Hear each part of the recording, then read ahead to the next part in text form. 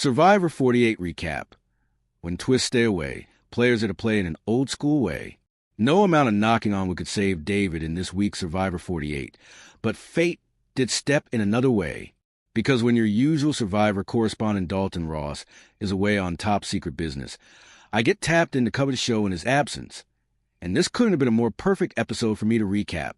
I'm EW Sydney Bucksbaum, and I've always been loud and proud of how much I love old-school Survivor.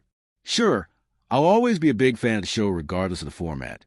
But all the unpredictable twists of the new era seasons have been frustrating when they get in the way of players just playing the game.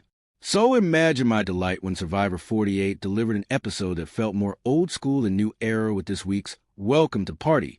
More than half of the extended episode focused on camp life, shifting alliances, and an epic blindside that breathes new life into the season.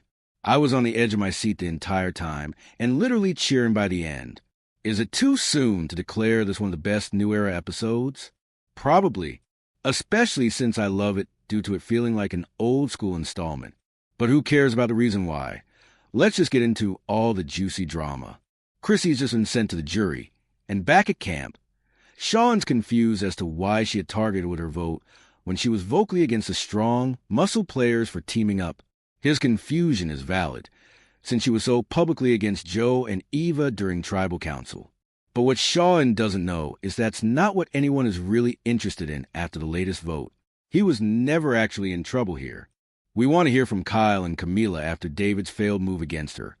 Thankfully, David wastes no time in confessing out in the open that he floated Camila's name, but he blames on being scared that Chrissy would play her shot in the dark, and Camila doesn't let him get away with it.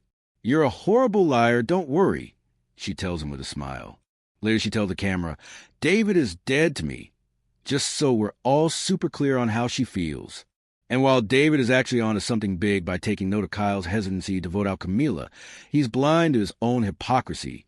Mary is his Camila, and he doesn't realize he's doing the exact same thing as Kyle to their strong five alliance by forcing them to turn into six. Can he really be that blind?